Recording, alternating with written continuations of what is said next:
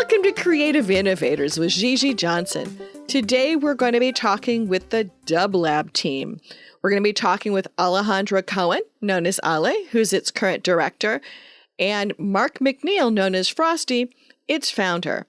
They'll share with us the journey it took to get this company into first a for-profit, then a non-profit business, and its trials and travails now as it's trying to continue to serve the various communities locally and globally during the pandemic. And we'll start with Mark, sharing with how this all got started.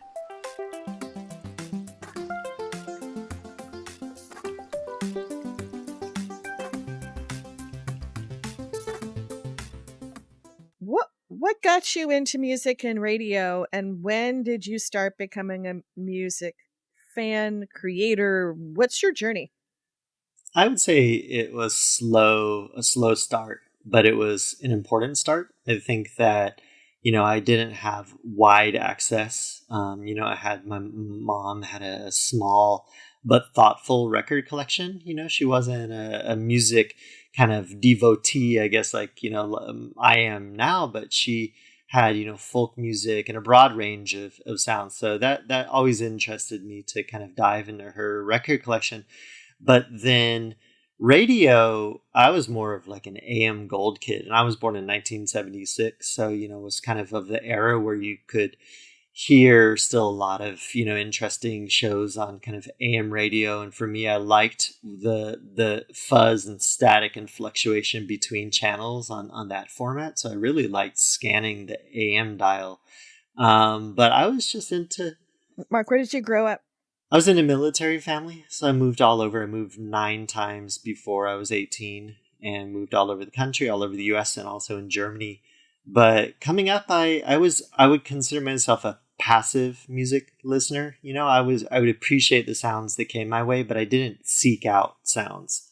But I started to get into this idea of broadcasting. I came from a theater background, and I started to think about broadcasting as a way to kind of project ideas and messages to people, and to be able to play with kind of the mystery and the magic of the voice and sound as a way to reach people.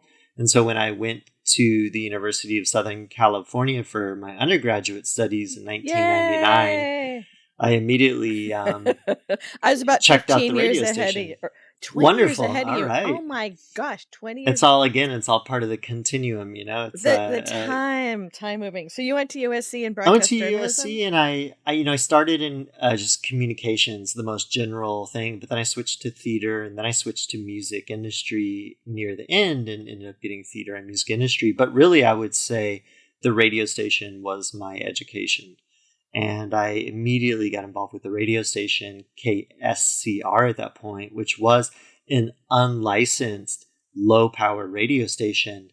And it was the USC had KUSC, which was a student radio station.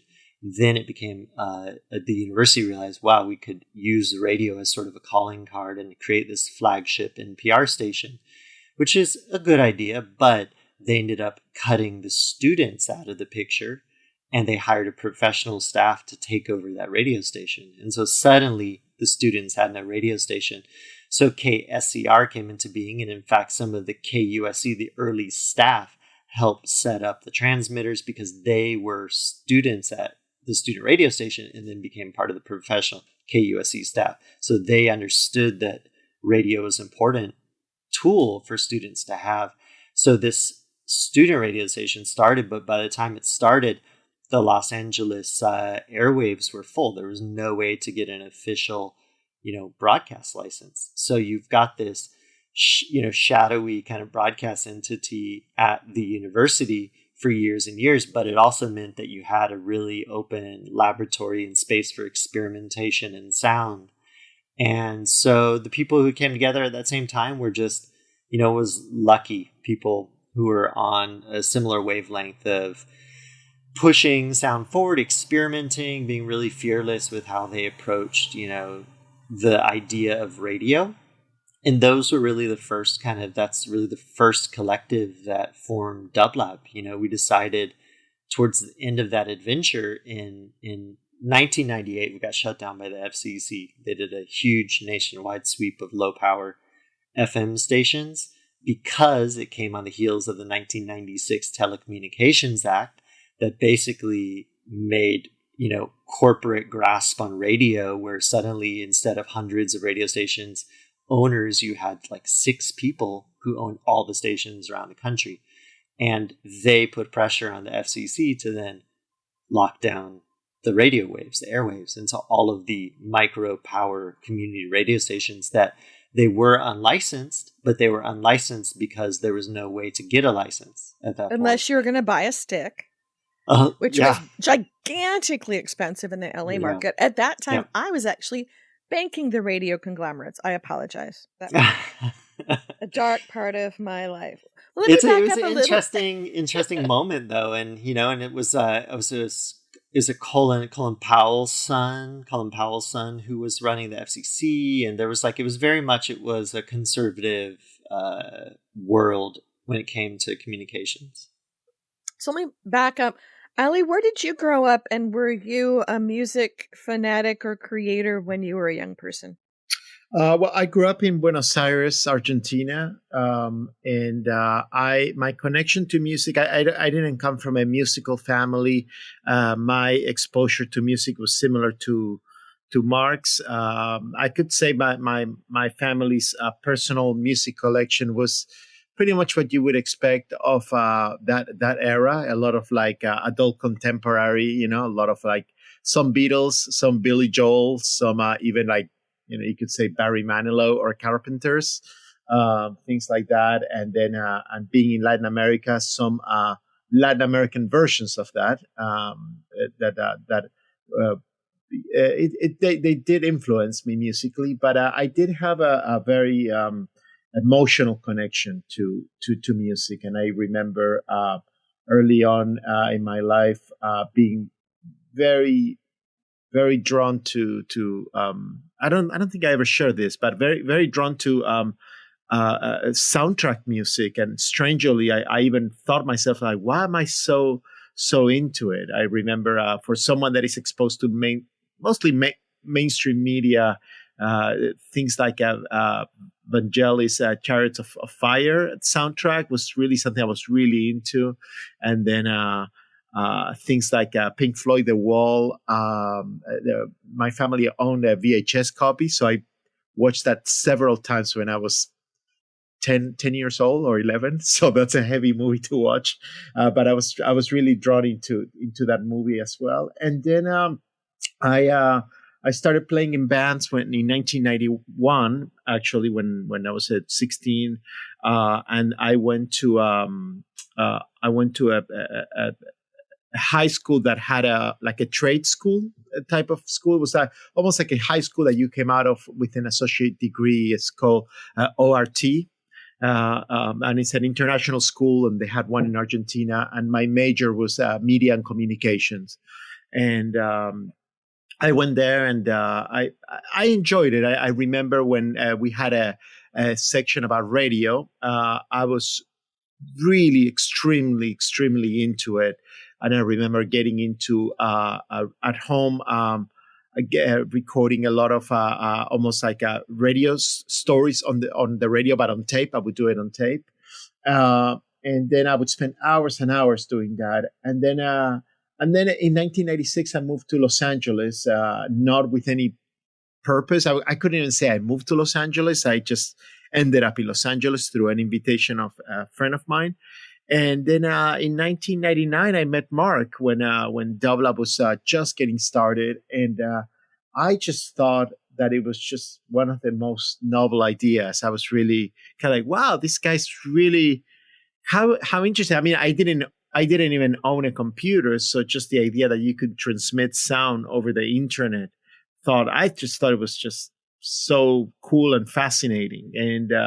And through that, really, I have to say, Dublab was the place that I think for all of us, for Mark and for all of us, it became the place where we found each other, we found our community, and we built from there. So I owe to Dublab a lot, really. I like the fact that you also said, that you didn't own a computer. And I think that That's important to think about. I didn't have my own computer for even years after we started Dublab. I didn't have a cell phone. And many of our original DJs and staff members, their first emails came when Dublab started.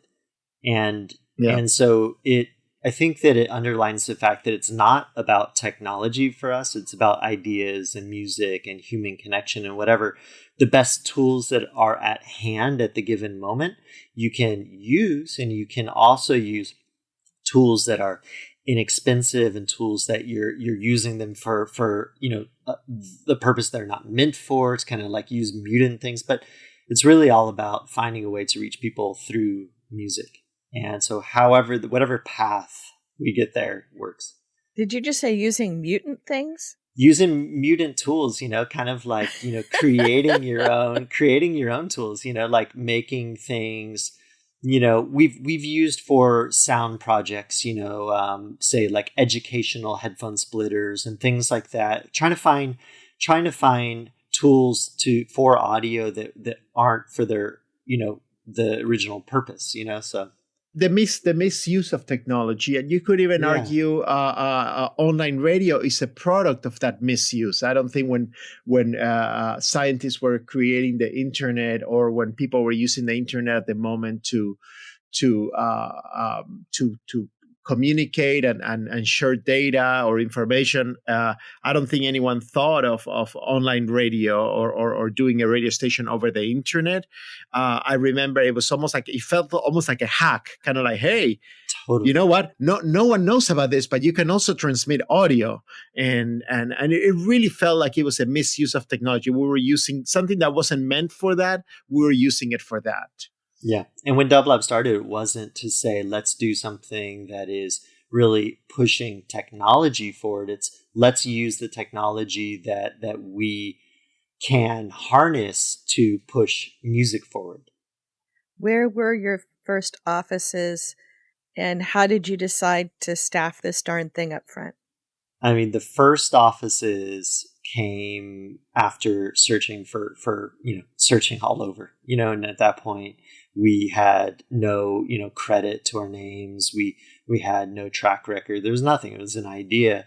And so we searched around a bit, and we ended up finding a space in East Hollywood that was a storefront space and an apartment right above it. And we were just a block over from Paramount Studios. And, it might sound fancy, but Los Angeles, the way it's built is you can go, one block might be mansions and the next might be, crumbling apartment buildings. And so it changes block to block. And that was really an area that did change block to block. So we found this kind of crummy storefront, but that really worked for us. And we built a box within a box, built a studio, and we just had friends, volunteers, people putting in sweat equity to build this kind of studio space within a storefront. And above was the apartment, a one-bedroom apartment that was an office with, more cockroaches than staff members and DJs.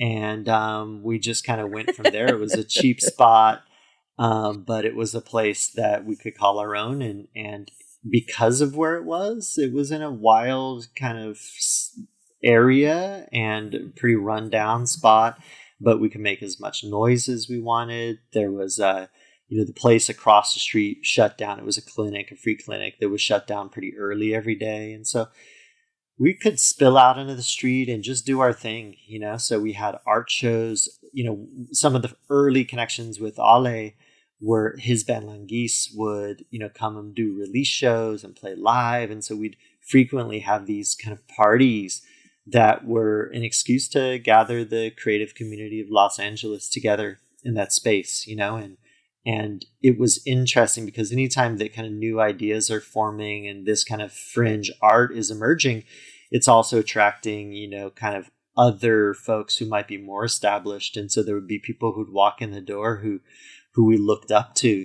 who were part of the music community that we loved, who wanted to kind of catch what this weird buzz was about, what's internet radio, what's this thing. And so, for us, it was community building, sharing sound, through the channel that suited us best, which was this kind of international broadcasting model, where we knew we wouldn't be shut down by the FCC again.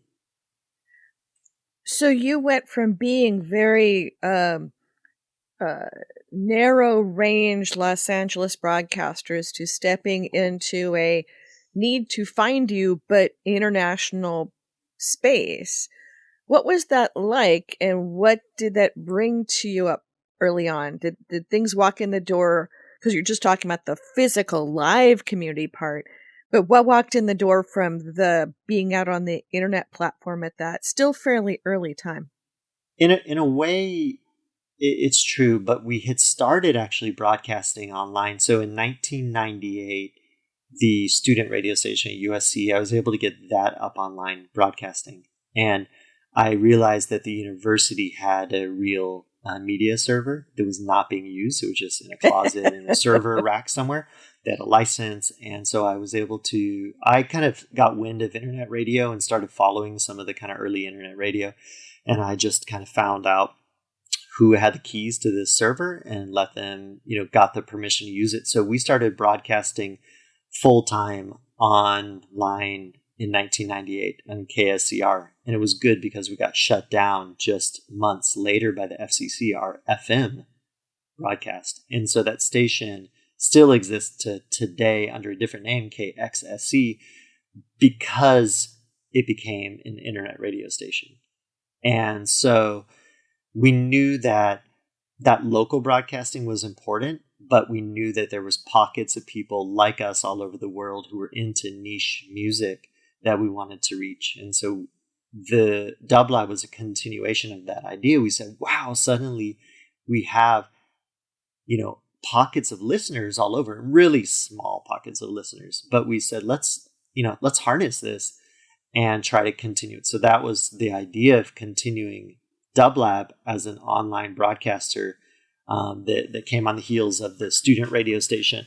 But we were able to start something from scratch with Dublab, whereas a student radio station, it's much more kind of open door policy, which is great. If somebody wants to come in and put the hours in to, volunteer and then have their own, Broadway show tune radio show, all good. There's sports radio shows, etc. But we wanted to do something that was built on more of an aesthetic foundation, but the aesthetic foundation was open by nature. But it was this idea of creating a music-focused radio station that was broadcasting music that wasn't being heard on the radio, and music from all across time and space, all throughout the universe. And so the idea of future roots came into being because people on the early internet radio tuners, you had boxes to click. What is your genre? And you could choose one usually. Is it rock, alternative? What is alternative? It doesn't mean anything.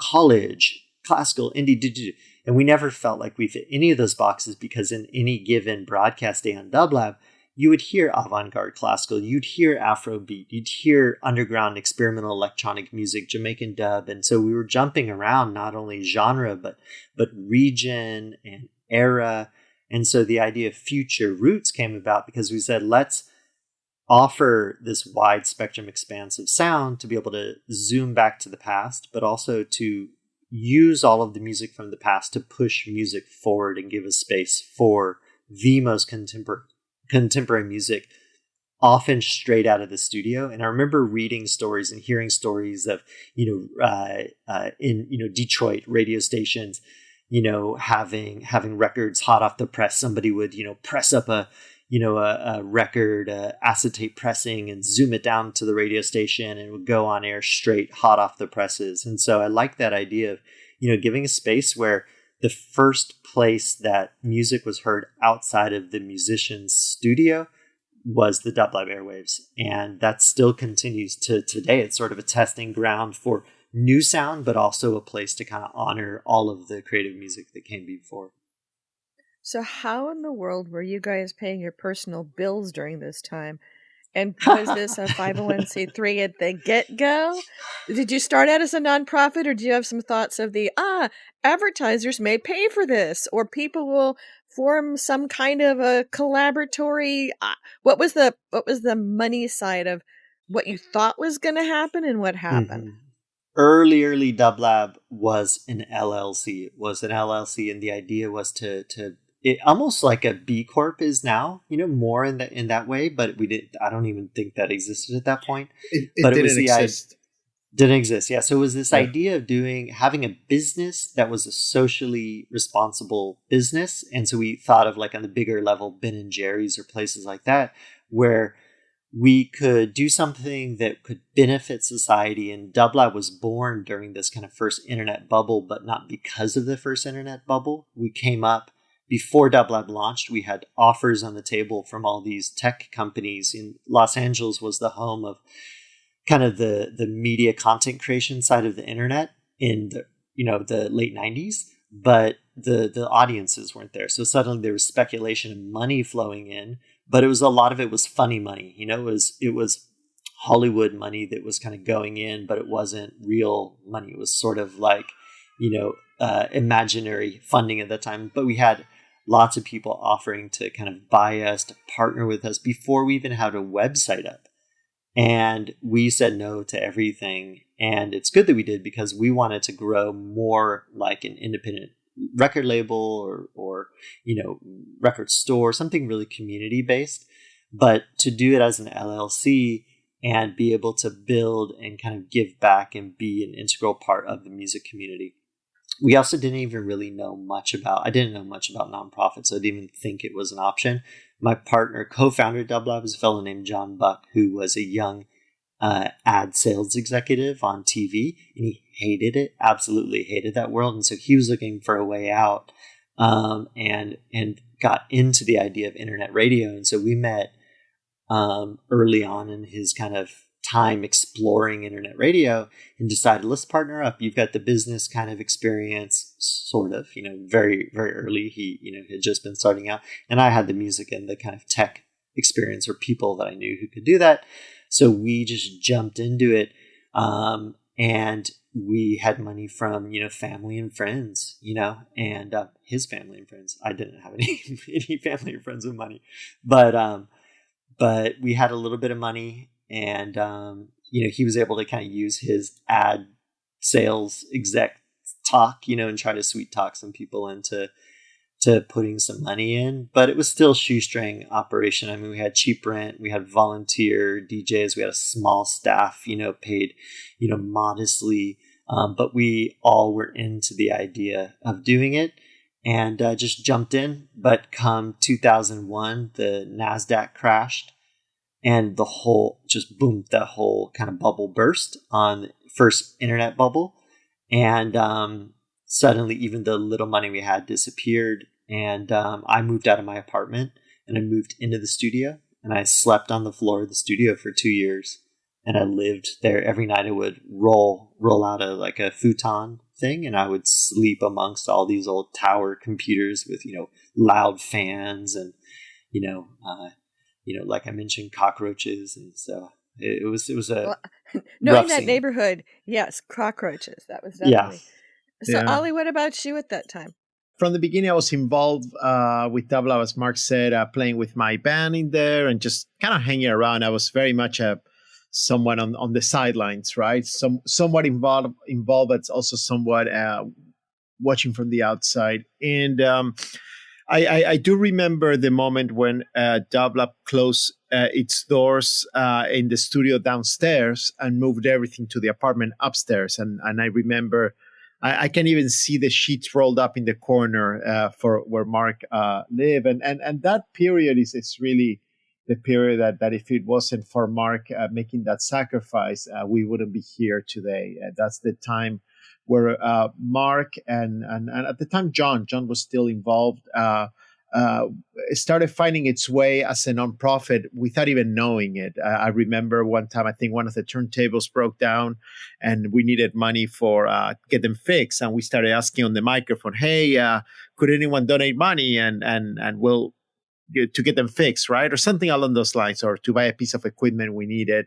And people would donate at the time. I think PayPal was already up and running, and people would donate money, and we found ourselves kind of formalizing that a little bit more, little by little. And about in 2007, I would say 2006, 2007, John was moving on to other things in life, with family, and also I think location. He was moving out of the neighborhood, and Mark brought me in as a full-time person. Not that there was such thing as full-time. It was at that time, Dublab was very much in a kind of collective, kind of hand-to-mouth operation, and I was working for the state at the time. Of all people, I was working for Jackie Goldberg, and she was termed out. And as my job was ending, Mark was like, "Hey, if you want to join in, that would be great. I would love to have you here." And we started exploring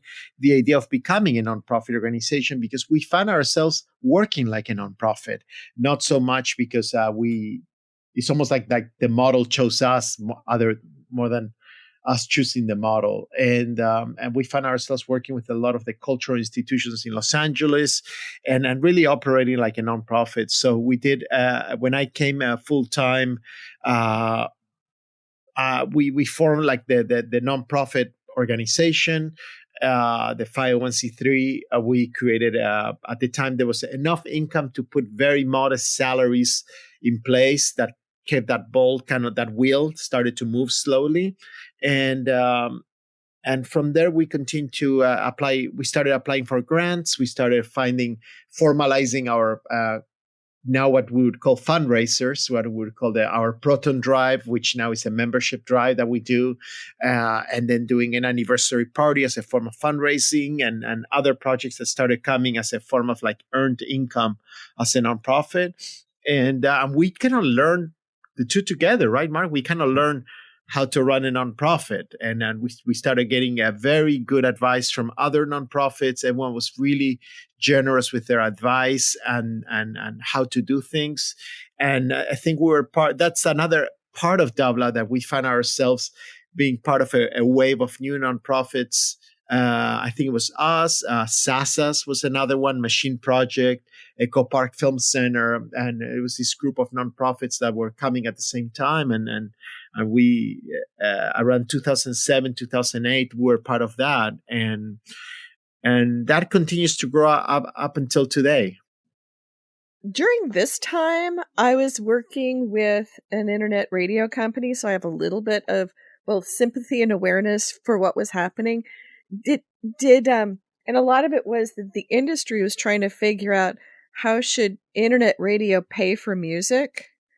Did that impact how you guys rethought or thought about, or were now in a maturing space where people were suddenly going, look, there's internet radio, they're playing music, they should be paying for rights? How did that all work when you guys were early on, and did that impact how you guys built the company? I mean, early on, it seemed like there was it's sort of always that fear of the unknown, or the desire to control anything emerging is sort of this trend that happens time and time again. It's sort of the dominant powers want to kind of own it.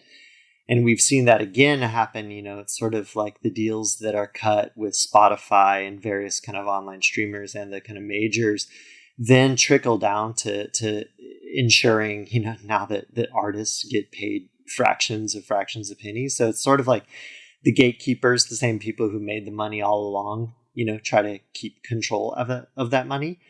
And so there was a lot of big talk that was happening at the moment, and a lot of people that almost shut down out of fear that they would be shut down.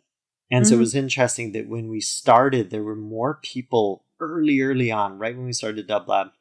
There was many other kind of broadcasters in that field, but it was sort of a dual thing. It was the people who could afford to start an internet radio station on a larger scale were often spending a lot more money and were reliant upon, venture capitalist investments, or to be part of a larger kind of internet media company.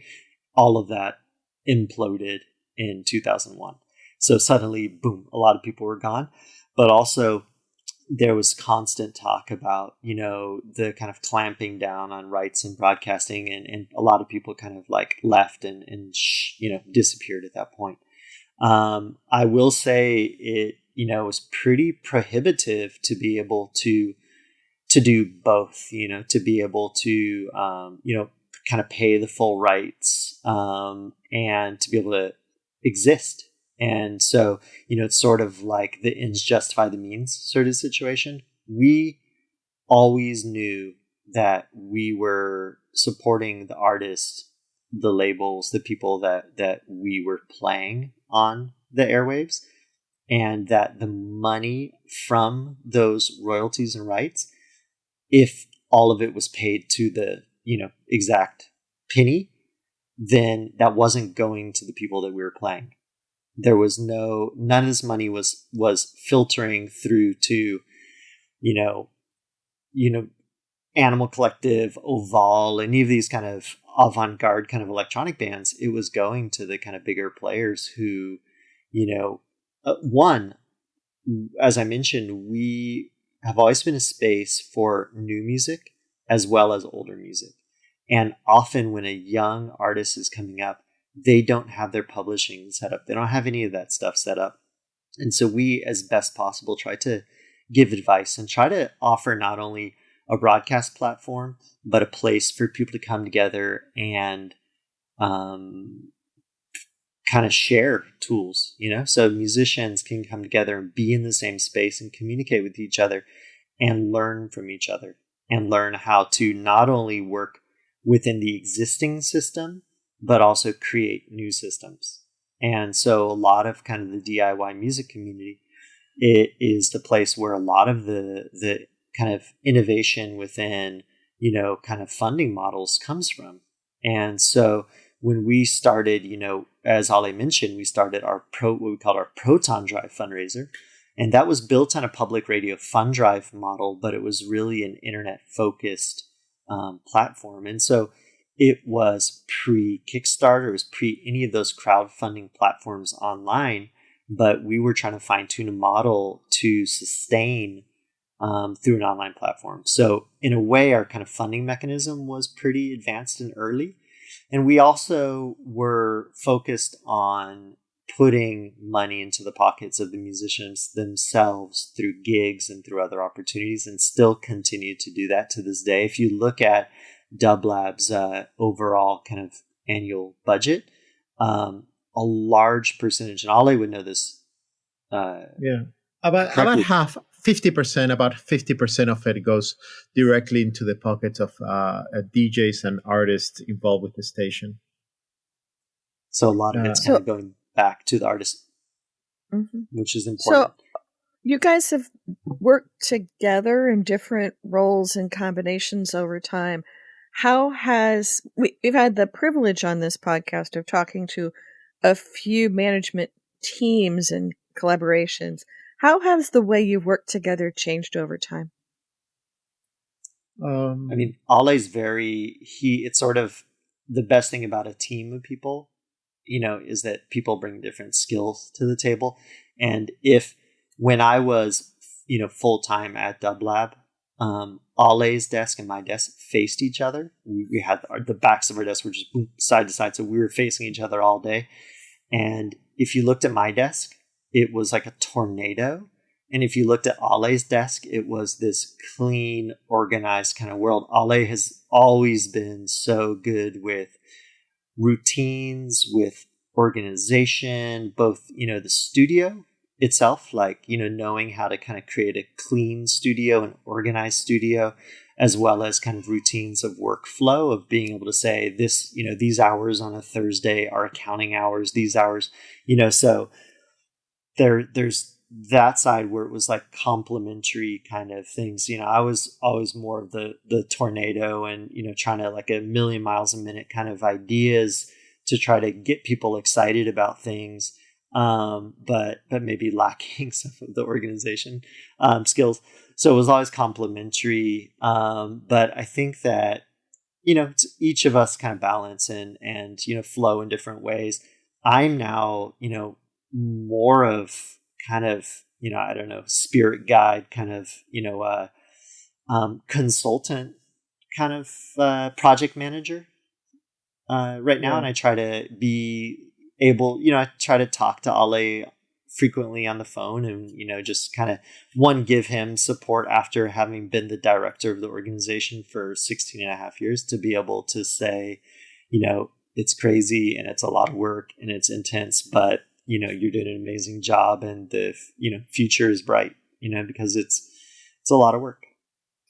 Yeah, I think that the relationship between the two of us, in a way, I have to say, worked exactly the way it was meant to work. There was there's not a lot of exciting things to say of like drama or like this happened and there was an up and down. It's like Mark brought me in. I remember clearly, said, "Hey, I always saw how you run things with your own band, very kind of organized or always, setting up these things." And it's like, would you like to, John is moving on. Would you like to come and take that role and they're more administrative and that is kind of sort of the way it worked. I agree with Mark that we complement each other. I think I do bring that more like that idea of systems, but also coming from music, being a musician myself, don't have the rigidity of someone that comes from accounting, right, or administrative practices. Yeah. I have a loose enough that I think for the music world I could be really organized, but for the business world I could be too loose, maybe for comfort, in some ways. But, we do keep things running, and I think we do balance and complement each other. These days, yes, as director, I guess I took over Mark's role, but Mark does continue to very much be that force behind it. Things that if Mark wouldn't be involved, as founder, as kind of like almost like you said, Mark's spirit guide, we would definitely be impacted in a negative way. So the relationship continues to evolve, but also continues to kind of work the exact same way it was meant to work from the beginning. And I think opening up a space to, say at some point, Ale will likely not be the director of the station. He'll likely open up that role for somebody else to come into the space. Dublab has always been about bringing new people into the fold, and kind of new energy, new ideas, but he'll be there as somebody who can help kind of guide and advise and encourage whoever steps into that space next. And so it's always been about building and expanding and diversifying. And that's been really something. When I stepped out of the role of director to go back to graduate school in 2015, it was sort of this moment at Dublab where there was a lot that was changing, but it was also, this moment said, Ale, you're ready to do this, and you can totally lead this thing, and it's been thriving since. And he's brought in people to take on different roles in the station who are so incredible, and all this kind of young energy that then will themselves kind of bring in new people. So it's always this kind of cascade of this kind of continuum of creative people who are involved, and that's really, I think, what sets up the station to have longevity. We look at institutions. An institution is not an institution until time has passed. It's sort of like it takes time to kind of grow and settle and become something that has kind of a history to it. And Dublab now at 21 years is on its way, but we look to WFMU radio on the East Coast, and an entity that's been around for over 75 years now, and we take advice and guidance from places like that, or look at the Smithsonian Folkways, and look at like the ethos of places like that, record labels that are fearless in their exploration of sound, and kind of, again, the ends justify the means. Some of the way you work might not be pretty in any moment. The director of the organization might be the one bringing the bags of trash out at the anniversary party fundraiser. That was me. People are all coming together. Exactly. And I remember at the parties, like, I remember also Ale and I just scrambling around and emptying trash cans, people like that. And I think that the young people see that and they then realize, okay, it's all about giving more than you take, and it's all about contributing to that greater cause. And I think that that model is very precious. If you set that sort of model, then people can kind of continue with that ethos, and then it has a long life from there. Yes, setting up when Mark left as director and I took over, that was the big test for the organization in saying, are we an organization, or is this a kind of a one-man show? Is it one person's vision, and then it's over, right? When that person leaves, and I think we went through one of the tests. With that, I think time will tell, but I think it's been now 4.5 years or almost 5 that I assumed the role of director, and I think we proved that we can pass the torch to the next person, and that test comes with every new generation of people that gets involved. Have you set up the systems that allowed for that transition, and you're not holding on to that I don't know if you want to call it power or whatever is it that you're doing, you're not passing the tools to the next group of people so they can fully take over. And that's what we work towards all the time.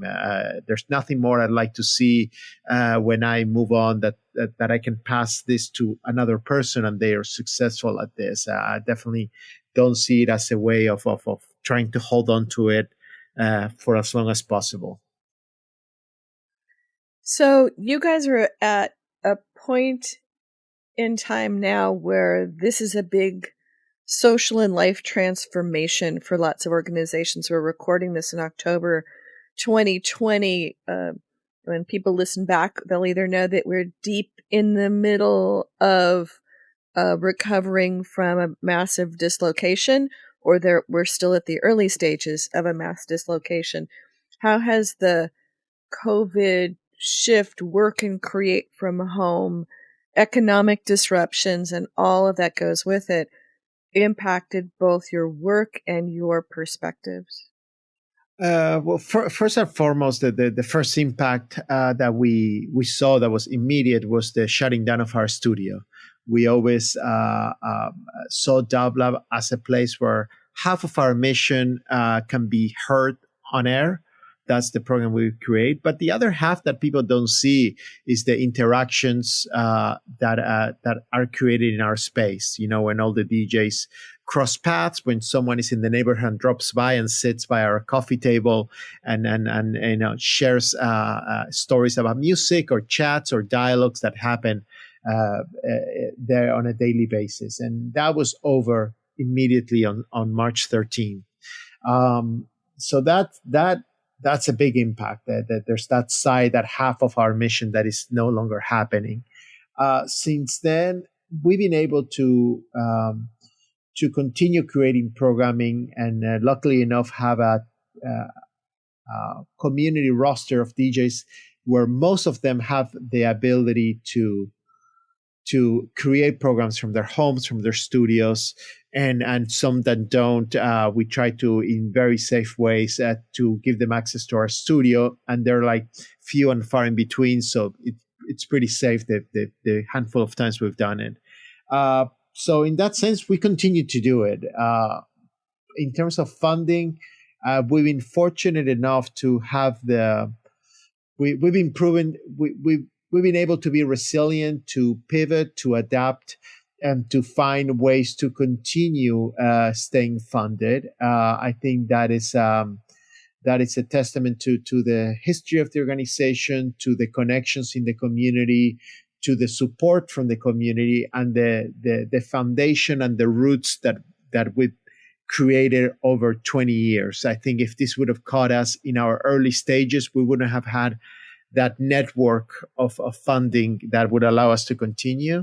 But because of we've been around for 20 years, I think we're light enough or small enough as an organization to be able to adapt quickly, yet also have enough experience and enough connections to remain funded. So far, I mean, knock on wood, I mean, this is not over. So I don't think anyone is at a place where you can claim victory, or like being over this. But so far, we're very, very carefully optimistic that maybe we'll be able to survive this. It's, as Ale mentioned, the idea of, the studio being shut down. If you had said that was going to happen without the COVID pandemic and without, the larger societal changes that were coming into play, it would have been pure panic at that point. But the fact that we and everyone else was kind of going through this major shift, and to think of new ideas and new modes of kind of communication and broadcasting, it's actually been an incredible experiment and has shifted and helped us kind of, think of a lot of new ideas. And I would say that the Dublab, broadcasting and activities have been expanding in a way, and that our scope of, the guests that we have. I this morning was setting up a guest session with Hans Joachim Rodelius from Germany, and, the international scope of it has been expanding because we've been looking at these kind of online communication tools to record interviews and such. And so I think that there's challenges, there's things that are kind of like, operating in a way, that is the best for the moment. But there's also ideas that are going to we'll be able to carry forward, that kind of transcend this time, the new kind of innovations that come out of the struggle that are going to be in our toolkits for years down the road. And that's what I'm really excited about. So we are near the end of our conversation. We could probably talk for another couple hours about you guys' adventures and executions. And I guess I have one more question, and then I'll ask you guys what you might want to share back with people we haven't talked about. How do you think about and measure your impact? Because with traditional terrestrial radio, you've got somebody else giving you a ratings metric and telling you what's going on. You guys see a lot of your direct data, but you've got kind of a diaspora of information going out and energy. How do you see what your impact is, short term and long term? There's one side of things where we look at our impact through, as you mentioned, through data, through how many people tune in live, which you have some access to it. Some other third-party tuners will share some numbers, but not all of them. So we do get a fairly accurate picture of how many people listen live. Then also we look at the how many people access our archives, and then what's the followers on social media. That's always gives you a sense of how many people are out there engaging with your content. But aside from that, we haven't been overly obsessive about measuring the impact. I can tell you for once at a very personal level, and this is like off if you want to say it off the record as a Dublab director, but at a personal level, I have never really cared about it. I care really only about the quality of the programming, and I truly believe that that's the only thing that matters. I do look at impact. As now putting the hat of a Dublab director, I do look at the impact and try to measure it, but I cannot bring myself personally to really kind of care. I really just care if the program is good, people will find out about it. But again, we do take those measurements and we do measure the impact through those ways that I just mentioned. And we do have a team of people. We have Brennan, who's our CTO. We have Rachel, who's our program director. Gabriel Costa, who is our communications director. And all of them look at this full picture, and that's how we measure it.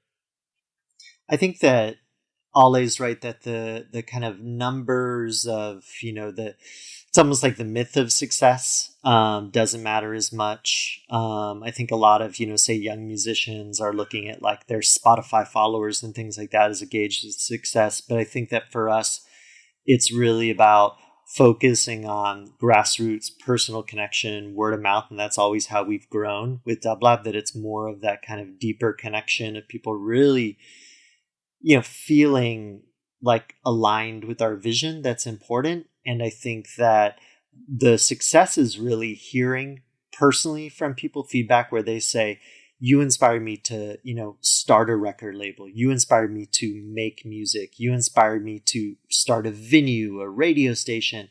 And those stories, I think that's when we realize that we're having an impact. Or the stories that people over the years have said, you saved my life.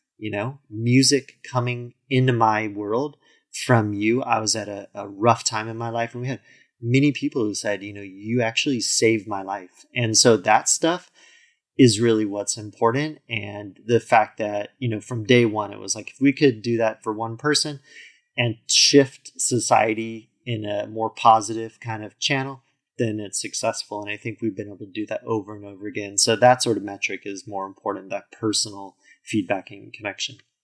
When it comes to add to that, when it comes to measuring or calculating the impact of programs that could be on Dublab, that's even more of an extreme case where we just never, I don't think any new DJ on Dublab I ever looked at their social media presence or the potential for bringing new listeners. We just looked at, do we like this person? Do we think it's representative of the community we support? And sometimes even almost kind of trying to look at the quietest voices in the room and try to amplify those voices, but really looking, which one is the one that everyone else is ignoring? Okay, let's take that one. That's the person I want, at the station. And that's been our story in a way. Thank you for joining this conversation. As we wrap up, is there anything we haven't talked about that you'd like to call out before we wrap? I'm excited, for people to, again, you mentioned that we're in this very particular moment in time right now with, the kind of COVID pandemic and also in the struggle for social justice. And I think that music is so important in this time and that connection. And again, for us, it's about human connection. It's not the tools that are important. It's about people feeling excited and feeling aligned, being here on this kind of planet together and having a positive shift. And so I hope that people kind of keep optimistic and know that, in these kind of times of change, good things can come out of it as well. And so we're just pushing on to the future and happy to have people along for the ride. How would you like people to reach out to you, and who would you like to reach out to you?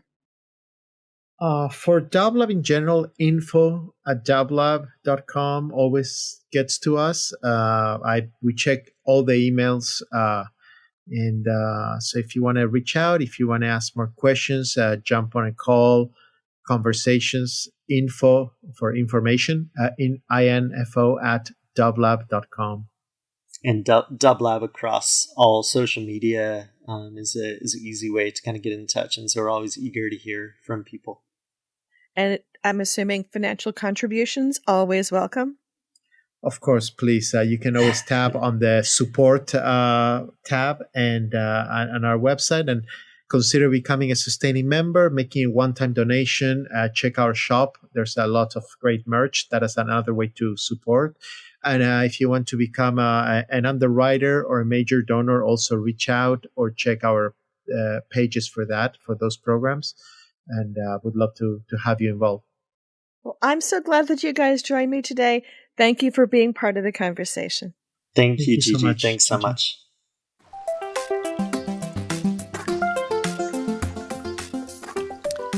And there's the adventure. Thanks for joining us. Please reach out to Dublab if you would like to get engaged in or involved with them. And please let us know what you'd like to hear on future episodes. Share this episode on your favorite podcast player with your friends. And come back soon for our next episode of Creative Innovators with Gigi Johnson.